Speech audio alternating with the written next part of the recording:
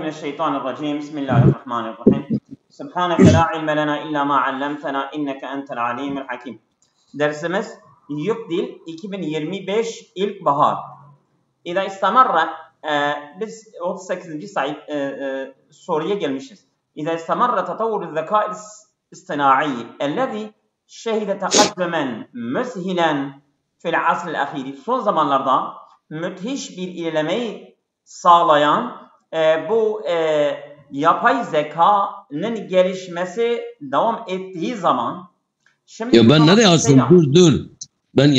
Ben Allah Allah 2023 açmışım Subhanallah. Evet. Şimdi burada ne bize öğretmek istiyor? Yani bu parçada izanın cevabında f geliyor ha. Burada yani gramer olarak f geliyor. Ben ama yeni soruyu oku. Bir dakika dedim. Evet. Soruyu oku. Soruyu ben yeni açtım ya. Daha önce dinlemedim. Soruyu oku. Okuyayım, bir daha okuyayım. İza istamarra tatavvuru zekâ'il istinai ellezî şeyde tekaddumen müzhilen fil asril ahir. Son asırda müthiş böyle bir ilerlemeye tanık olan bu yapay zekanın gelişmesi devam ettiği zaman ne olur? Bir tek cevabı var. O da fe ile olan. Evet. Bir dakika Seydam. Şimdi fe ile gelecek. Hepsi de fe ile geliyor. Ama bakalım. Ama olumlu olacak. Tamam Seydam. Bir dakika. Felen yestefide kullu insani bir şeklin kebir min fevaid teknoloji. Teknolojinin faydalarından büyük bir şekilde her insan istifade edemez. Bu olumsuz. Evet. Tabii. فَسَتَزْدَادُ الْحَاجَةُ لِعْلَانِ الْاَعْمَالِ اللَّازِمَةِ لِمُعْزَمِ النَّاسِ. İnsanların çoğunun gerekli işlerin ilan ihtiyacı artacak. Hayır. Yani evet. Yapay zeka olursa insana ihtiyaç kalmaz. Bu da oluyor. فَسَيُكْرَهُ الْاِنْسَانُ مَادِيَهُ اَلَّذِي كَانَ ف۪يهِ عَاطِلًا عَنِ الْعَمَلِ. İşten muattal olacak geçmişini insan inkar edecek. Yani herkes sevmeyecek, nefret edecek. Evet. O da değil. فَسَيَشْتَغِلُ النَّاسُ بِالْكَثِيرِ مِنَ الْمِهَنِ وَالْاَعْمَالِ الْيَدَوِيَّةِ. İnsanların çoğu el işleriyle meşgul olacaklar değil. فَاِنَّ الْكَثِيرَ مِنَ الْوَظَائِفِ الْبَشَرِيَّةِ سَتَخْتَفِي فِي الْمُسْتَقْبَلِ. Bu güzeldi. Gelecekte yani beşeri görevlerinin çoğu kaybolacaklar. Çünkü yapay zeka onu diyor ha. O işleri üstleniyor. Evet. Yapay zeka onu üstleniyor. Evet, doğru. Bu çok basitti. Evet. Evet Seydam. Hep basitler bana rast geliyor zaten. Buyurun Seydam. Bize göre basit, bana ve sana göre. Ma'a tevafuri vaktil ferâgi lil insani. İnsan vaktinin boş olmasının sağlanmasıyla birlikte insan vaktinin ba'de ihtira'il alatil elektroniye, elektronik aletlerin icadından sonra insan için boşluğu çoğaldı. Tegayyere bu şekilde alakatu bil internet. Bu sefer internetle alakası değişti. Evet. Ve keennehu yuaddu takaddumen, sanki bir ilerleme sağlanıyor.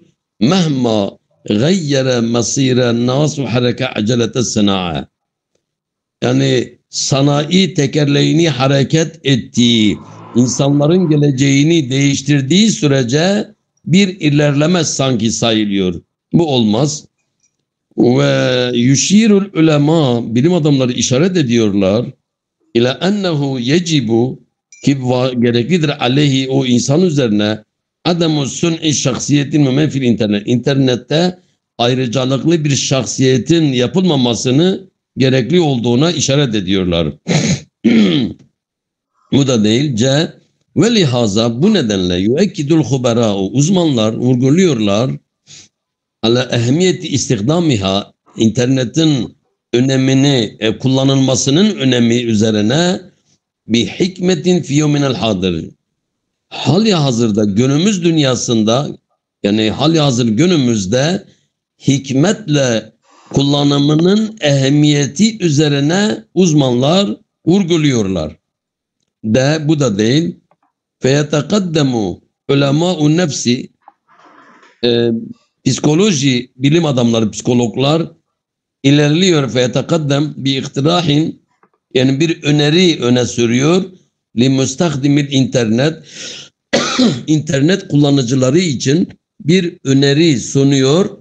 لِتَشْجِيلْ atfali çocukların cesaretlendirmek alel istikdamil müfred aşırı kullanımını üzere çocukları cesaretlendirmek. Hayır bu da olmaz.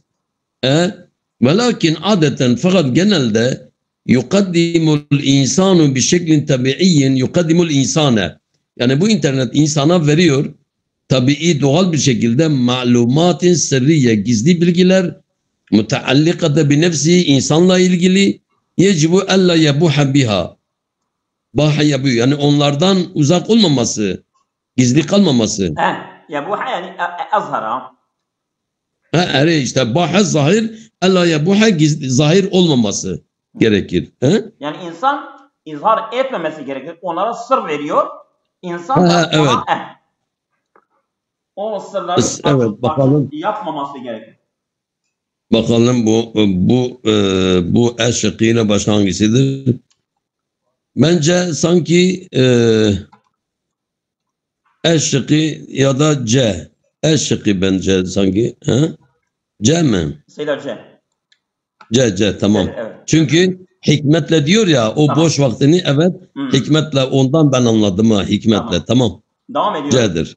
إن ممارسة التمارين الرياضية بشكل يومي تساعد على التخفيف من التوتر والشعور بالتحسن في الشخصية.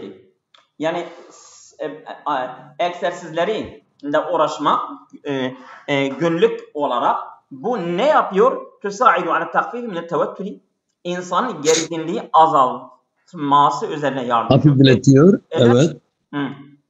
والشعور بالتحسن في الشخصية. Ve insanın şahsiyetinin iyileştirilmesinin şuuru veriyor. Evet. Yani iyileştirme bilincine yardımcı oluyor. Evet, devamında ne gelebilir? فَتُسَبِّبُ زِيَادَةَ الْوَزْنِ وَتَوَصُّلِ اِلَى الْجِسْمِ الَّذِي لَا يَرْغَوْ ف۪يهِ اَيَّ insan. Yani şimdi spor egzersizleri yapmak insanın kilosunun artmasına mı neden olur? Hayır. Bu olmadı. Yok. تُعَزِّزُ هرمون الأندروفين الذي يساهم في الشعور بالراحة الداخلية. İç rahatlık şuurunu sağlayan androfin hormonuna destekliyor, takviye ediyor. Olabilir. Bu biraz güzel. إذ لا يمكن استغناء الأشخاص الذين يريدون النجاح عنها مهما حصل. Evet. إذ لا يمكن استغناء الأشخاص. Yani şahısların bundan ihtiyaçsız mümkün değildir. اَلَّذ۪ينَ يُلُونَ نَجَاحًا. Yani başarı isteyenler anha bu spordan mehma hasale ne olursa olsun. Bu değil ya. Lakin yecibu aleyna ma'rifet temarini. Fakat bize gerekir ki alıştırmaların yani alıştırma egzersizlerin tanımı elleti tünasibu ve zamanina ve cismina ve umrina. Yaşımız ve zaman değil. Ve zamanımıza uygun alıştırmaların bilmemiz gerekir. Bu olabilir. Az gulam. Elleti tunasibu veznena. Veznena. Doğru. Siz zamanına dediniz. Tamam. Teşekkürler. İnne qalîle minen nâsi yumarisûne temârîne riyâdiyete bistimrâri. Sürekli spor yapmasıyla uğraşan insanlar çok azdır. Evet, bu da değildir. Doğru olan önce dedik. Ne olabilir? Doğru olan söyledik. Dedik evet. O güzeldir dedik. C mi? Yok. B. Evet. B'dir doğru. Evet. El-şi'ru cüz'un minet ta'biril insaniyyi fi eyyi mujtema'in minel mujtema'atil kadimeti vel haditheti. Yeni ve eski toplumların herhangi bir toplumun içinde insani tabirinin bir parçasıdır. İnsanın kendini ifade etmenin bir parçasıdır şiir. Evet. Çünkü inne şi're yetemeyyezu, şiir yani ayrıcalıklıdır. Bi ennehu kad iltezeme bil kafiyeti, kafiyeye sarılmak, bağlı olmak, fi mücmeli enmati, kendi tarzlar özetle kendi tarzları içerisinde, fi muhtelifi eciyali, çeşitli nesillerin arasında. Bu değil.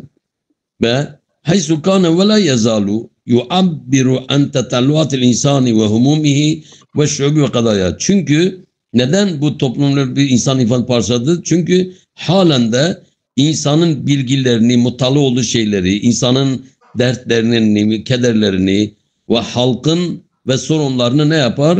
Sürekli ifade eder. Olabilirce bir sebebi ümmiyetil Arap, Arapların okuma yazması olmaması, ümmi olma sebebiyle lem yudevvin şuara'ul cahiliyun eş'arehum. Cahili şairler kendi şiirlerini yazmadılar. Bel kana ruvatum yahfazuna. Ravileri onları ezberlediler. Alakası yok. Ve hunakel adidu minel hasais. Orada birçok özellikler vardır. Elleti tumeyzu şiirel cahili ani şiirel hadis. Cahiliyet dönemindeki şiirin modern, yeni şiirden ayırt eden orada birçok özellikler vardır. Bu da değil. Yani şair galiben yebde'u kasidetehu bil kavl. Şair genellikle kendi şiirini sözle başlar. İnnehu yakifu ala atlali cebinetihi. Kendisi habibetihi. Allah razı olsun. Yakifu ala eciyal. Kendi sevgilisinin kenarında durur daima. Selam. Yani atlal sınır. keenne Talalahu şey diyor ya, bir şair var. Talal şeydir ha. Mesela Kenar. kenar değil. Yok. Yani mesela evin yıkıldıktan sonra onun mesela şeyleri ha. Enkazı. Enkazdır ha. Hele dur bakayım. Bence ben öyle bilmiyordum. Hele dur bir bakayım. Ben sanki öyle bir... Talal yıkıntı, kalıntı, kamp vesairenden geride kalanlar. Enkaz, döküntü. Allah Allah. Atlar harabeler diyor. Nasıl mana? Olmuyor. Yakifu ala atlali habibeti. Yani sevgili harabesi üzerinden mana olmuyor. Seydam. Yani mesela çok şairler var. Bu tür şiir yazdığını gördüm. Yani mesela onun sevgilisi o şeyden, o evden, o topraktan gittikten sonra mesela kalan o eserler üzerine durmuş ve şey söylemiştir. Tamam. Şimdi anladım. Tamam. Doğru. Allah razı olsun. Doğru cevabımız B'dir. B'dir değil mi? Evet. Doğru. Evet. Yavaş yavaş ben ne desem inanırsın. مع ظهور التصوير الفوتوغرافي مع ظهور التصوير الفوتوغرافي خرج التاريخ عن كونه حدثا. Bu yani fotoğraf suratlarının çıkmasıyla tarih yani bir olaydan çıktı. خرج التاريخ عن كونه حدثا. Tarih artık olaylardan çıktı. Hadesen yurva, yani rivayet edilen bir olaydan çıktı. Ve asbaha sureten, fotoğraf da oldu. Tahvi el kesire minel maani vel ma'lumati. Çok kavramları ve bilgileri içeriyor. Elleti tenquluha el aynu lil makhi. Çünkü beyin göz onları beyine taşıyor. Febedeyel insanu yaishu ma'a madin. Artık insan başlıyor, geçmişiyle yaşıyor. Lem yekun mevcuden fi. Yani madiyen sıfat olur. Madiyen lem yekun mevcuden fi. Yani o insanın o geçmişten olmadığı bir şey yaşıyor ha. Oradan yaşıyor. Evet. Şimdi yaşamaya başlıyor. Şimdi Seydam. Tamam. Ha. Da hangisi gelecek? Evet. Fotoğrafın ortaya çıkmasıyla birlikte tarih anlatılan bir olay olmaktan çıkıp gözün beyin ile ilettiği pek çok anlam ve bilgiyi barındıran bir görüntü haline gelmiş ve böylece insan içinde var olmadığı bir geçmişle yaşamaya başlamıştır. Bu güzeldir. Bu güzel. Bakalım. Evet. Değil mi? Çok Evet. güzel anlatmış bu. Aynı benim anlattığım gibi o da anlatmıştı. Aynen, çok güzel. Fotoğraf ortaya çıktıktan sonra tarih gözden beyine giden birçok anlam ve bilgiyi bir görüntü haline getirerek anlatan bir olay olmaktan çıkmış ve böylece insandan da içinde bulunmadığı bir geçmişle yaşamaya başlamıştır. Hiç olmadı. Bu cümle A gibi oturmuyor. Gözden Yok, beyine yok. iletilen Niye anlam olmamıştır? ve bilgi Diyor ki niye olmamıştır? Bir içinde bulunmadı bir, orada diyor ki geçmiş madin, evet, bulunmadı. Geçmiş yaşamaya başlamıştır. Evet. Doğrudur. Evet. Hı. Devam et. Evet. Gözden beyine iletilen iletilen anlam ve bilgiyi yüklü bir görüntü olmak özelliği taşıyan fotoğrafın bulunmasıyla birlikte insan anlatılan bir tarih var olmayan bir geçmişi yoktur zaten. Yok, Yaşamaya burada da başlamıştır. bilgi yüklü. Bilgi yüklü dedi ya, o yüklü yoktu, yüklü. Evet. İnsanoğlunun içinde insanoğlu vardı. İnsanoğlu yoktu ya. Evet, insanoğlu o da yoktu. Yoktu. Evet. Evet. E'ye gelelim. Yok. Yok, var. Aşağıya Bende bak. yok. Fotoğrafın ortaya çıkmasıyla birlikte tarih aktarılan bir olay olmaktan çıkıp içinden anlam ve bilgi taşıyan ve gözden beyine giden bir görüntü haline gelerek insanoğlunun içinden bulunmadığı bir geçmişle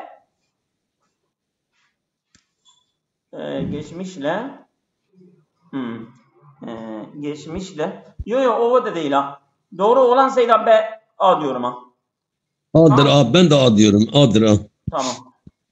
Evet. Tamam. Şimdi evet. Buna bakalım.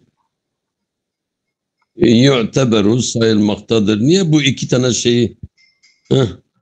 Bu birisi bir yerde tam vermiyor, eksik veriyor. Sonradan Evet. bak ya. Evet.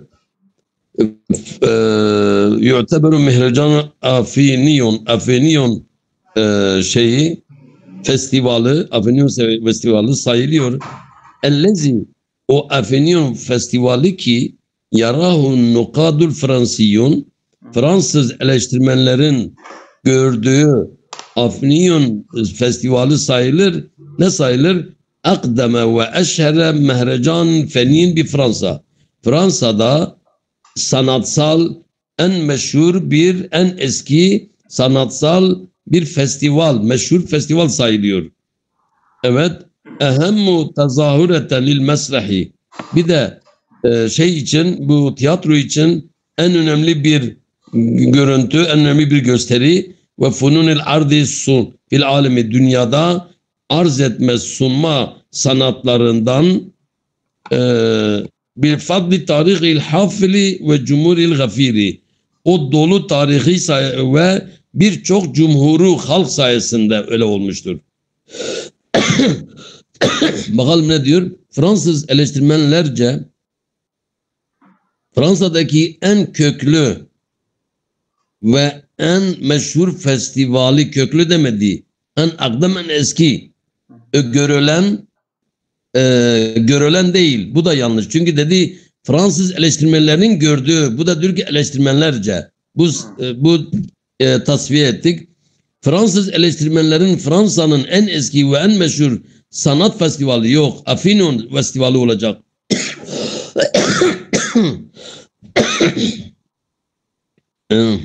O da değil. bakalım. Var.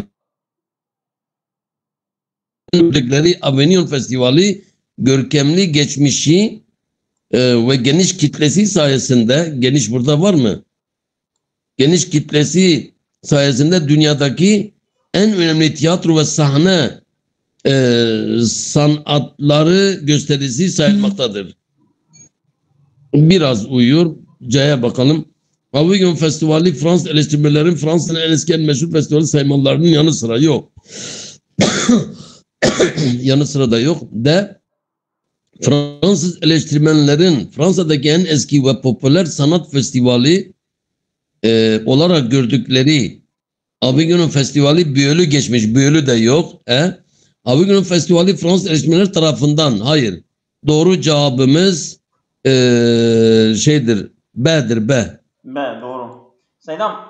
Yanına bir su alabilir misiniz bir zahmet? Ben bir su alayım.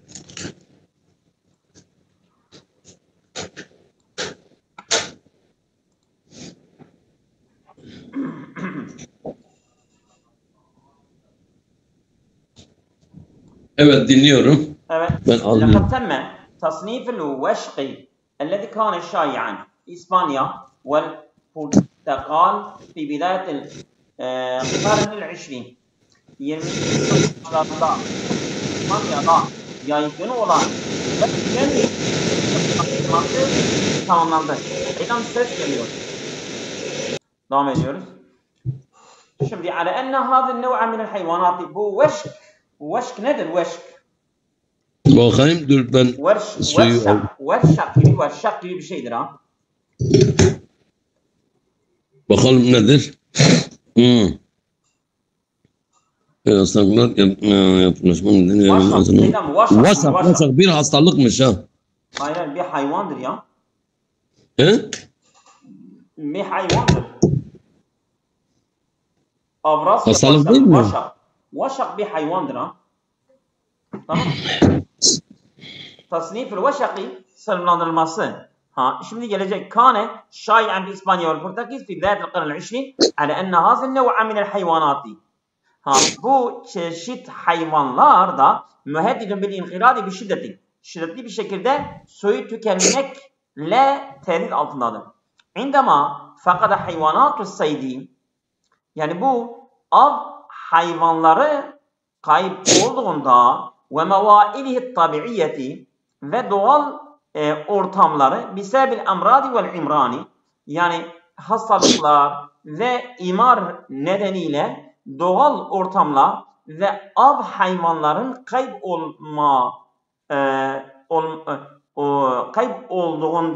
olduğunda suyu tükenmekle tehdit altındadır. İspanya ve Portekiz'de 20. yüzyıldan ortaya artan hastalıklar ve yapılaşma nedeniyle yaygınlığı azalan vaşak avladığı hayvanların ve doğal ortamını da kaybetmesiyle suyu bak Ezgulam bu avladığı dedi ya bu A yanlıştır. Niye? Çünkü orada indema fakada hayvanatısı av hayvanlarını kaybolduğu zaman burada da diyor ki avladığı geçmedi. Bu eleyelim. Tamam. 20. yüzyılın başında soyu kritik derecede tükenme tehlikesiyle altındaki hayvanlar kategorine giren vaşak, İspanya ve Portekiz'deki hastalıklar ve yapılaşma nedeniyle avladığı hayvanları ve doğal ortamını kaybedince yaygınlığı da azalmıştır. Burada da dedi avlandığı. Bence bu da sanki değil. Değil. Evet. Değil. Şimdi D'ye geldik D. 20. yüzyılın başında İspanya ve Portekiz'de yaygın olarak bulunan vaşak hastalıklar ve yapılaşma nedeniyle avladığı hayvanları ve doğal ortamını kaybedince suyu kritik derecede tükenme tehlikesi altındaki hayvanlar kategorisine girmiştir. Bu olabilir.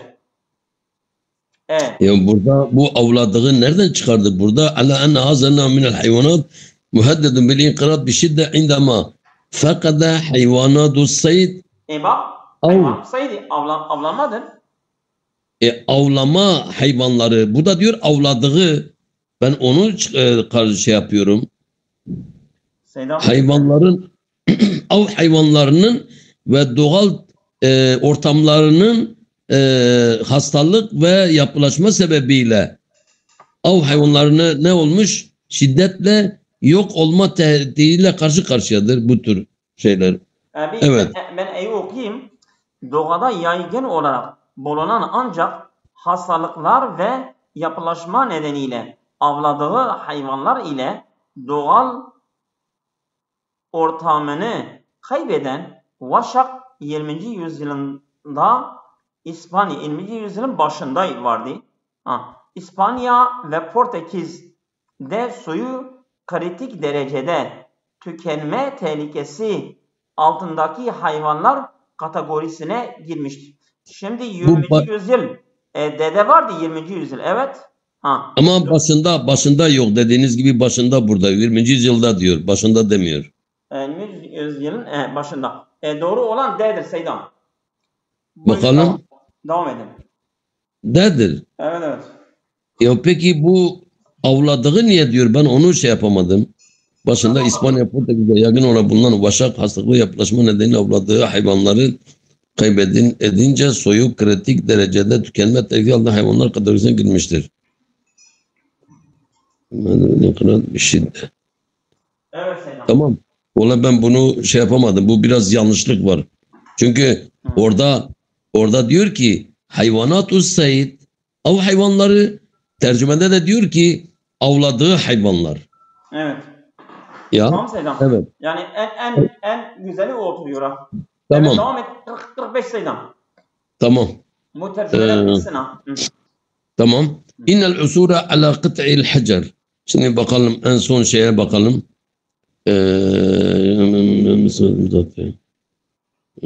Biz fazla zaman almadan ilgilendiği göstermektedir. B şıkkı diyor önem verdiğini göstermektedir. Sen Arapçasını mana ver önce. İnnel usura ala kıt'il minel hacer.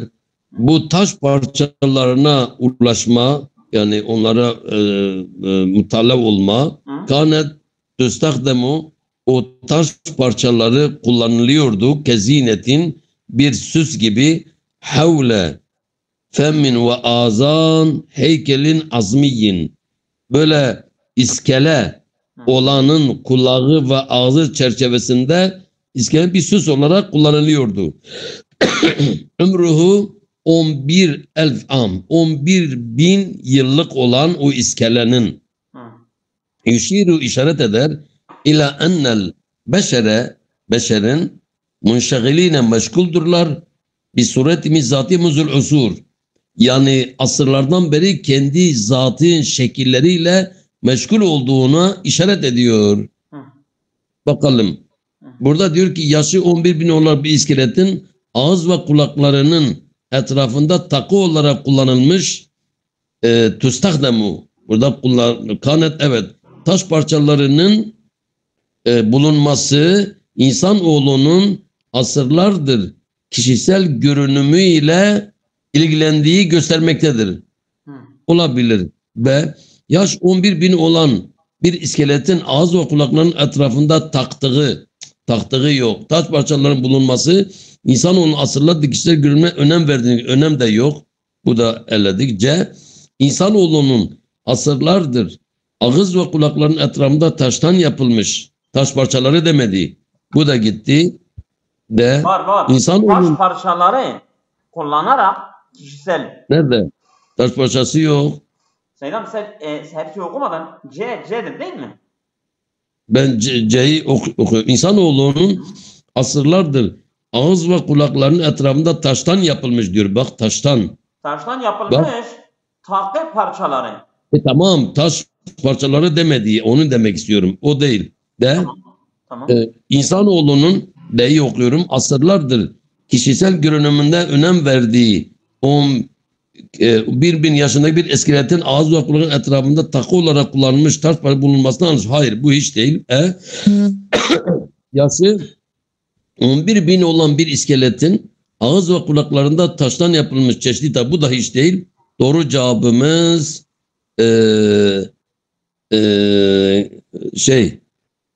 bu A şıkkıdır. A. A mı? Selam D diyor han D. D. Hı. Dur bakayım. Asırla kişisel görünümüne önem verdiği. Burada önem diyor. Müşşagiline bir suretin zatiye muzul usur. Önem burada kelimesi yok. İnsanoğlunun asırlar kişisel görünümüne önem verdiği 11.000 yaşındaki bir iskeletin ağız ve kulaklarının etrafında takı olarak kullanılmış taş parçalarının bulunmasından anlaşılmaktadır. Seydam, yok. Doğrudur. Doğrudur. Şeydir. Ya olmuyor. A'dır A. Sen dediğin doğru. Tamam. Evet. Bunu da oku. 10 dakika var. 12 dakika var. Değil mi? Evet. كشفت حفريات الإنقاذ في حي ينيكابي في إسطنبول الذي يعتقد أنه كان موقع ميناء سيودوسيوس في العصور الوسطى عن أكبر مجموعة من الأثريات خارقة في العالم. Yani bu Yenikapı mahallesinde kurtarma kazılar bulmuştur ki İstanbul'da ellezî yu'tekadu ennehu kâne mevki'a meynâ'i Siyodosyon. Bu Siyodosyon limanın yeri olarak böyle inanılan fil usul vusta orta çağda bu keşfet an ekberi mecmuatil eseriyetin harikaten fil alem. Yani dünyada harika tarihi eserler koleksiyonunun en büyüklerini keşfetmiştir. Şimdi evet. Şimdi ne geliyor oraya Seydam? Ne? Evet. Orta Çağ'da Teodosos limanının yer aldığı bölge olduğu bilinen İstanbul'un Yenikapı semtinde yapılan kurtarma kazıları dünyanın en geniş arkeoloji batık koleksiyonunun gün ışığına çıkardı. Değil mi? Tamam, burada harikaten fil alem, burada öyle bir şey yok. En geniş A güzeldir Seydam. Dur bakalım. En geniş arkeolojik batık gün ışığına çıkardı. Burada mecmuatin eseri Seydam. Orta Çağ'da Teodos'un limanını yer aldığı bölge olduğu bilinen, yani ya'takidu bilinen İstanbul'un Yenikapı semtinde yapılan kurtarma kazıları dünyanın en geniş arkeolojik batık koleksiyonunu gün ışığına çıkardı. Bu bana olmadı. Niye diyorsun? Diyor ki İstanbul'un, bak o da dedi fi hayy Yenikapı fi İstanbul. Bu İstanbul'da fi da. Hele bakalım. Demiyor İstanbul'un Yenikapı. Tamam. Hele bir bak. Bence bu olmalı. B'yi oku. Selam 45 A diyor ha. 46'dır, 45 değil. 46 da A. Tamam, bir A diyor ha. Ataçatı'nın limanı yer aldı bölge. Burada fi İstanbul, burada da diyor ki İstanbul'da, yani o Yenikapı İstanbul'daki Yenikapı'da zaten burada İstanbul'un lezi. Bak Seydam fi hayy Yenikapı fi İstanbul. Bak. Tamam, ama bir de bu geniş mecmuatin eseri harikaten geniş manasını almış ya. Bu ne kadar insanı kaçırtıyor. Evet Seydam. Burada duracağız. İnşallah 10.30'da tekrar